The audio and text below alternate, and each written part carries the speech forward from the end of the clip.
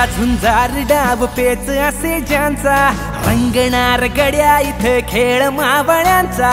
रांगडा झुंजार डाव पेच असे ज्यांचा रंगणार गड्या इथे खेळ मावळ्यांचा।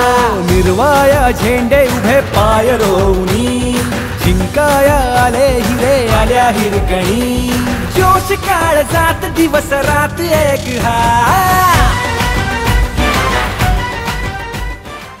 नमस्कार, माझं नाव तन्वी युवराज भोसले, मी महाराष्ट्राची कर्णधार आहे आणि आता 7व्या खेलो इंडियात आम्ही सिल्वर मेडल जिंकलं, ह्याचा आम्हाला आनंद आहे।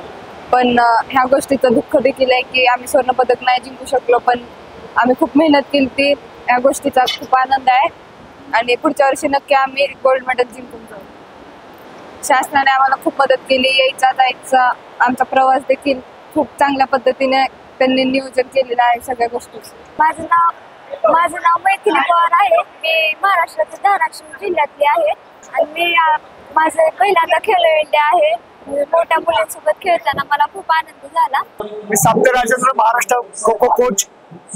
आज 7व्या खेलो इंडिया ज्या स्पर्धा झाल्या, फायनल अंतिम सामना झाला, ओडिशा आणि महाराष्ट्र मुलींचा जो सामना झाला, त्या सामन्यात निश्चितच आज थोडासा फरकाने आम्ही पराभूत झालो, पण एकंदरीत खेळ पाहता मुलींचा खेळ चांगला झाला नक्कीच, पण थोड्याशा काही गोष्टी आहेत त्या गोष्टींवर लक्ष दिलं तर निश्चितच महाराष्ट्र परत आप करेल। सगळ्यांचाच खेळ चांगला झाला, थोडस इथल्या गोष्टी बघितल्या तर थोडस अंपायरिंग पण नक्कीच सुधारलं पाहिजे। मध्येच जे काय पाणी पिणं न देणं या सुद्धा गोष्टी जरा थोड्याशा आम्हाला घातक ठरल्या, पण नक्कीच आम्ही विन करू। मुलांनी पुढचा जो सामना केला ओडिशा बरोबरच, महाराष्ट्र विरुद्ध ओडिशा, तो मुलांनी सुद्धा अतिशय उत्कृष्ट खेळ केला आणि या संघ भावनेच्या ह्यानीच आम्ही आज विजयी झालो।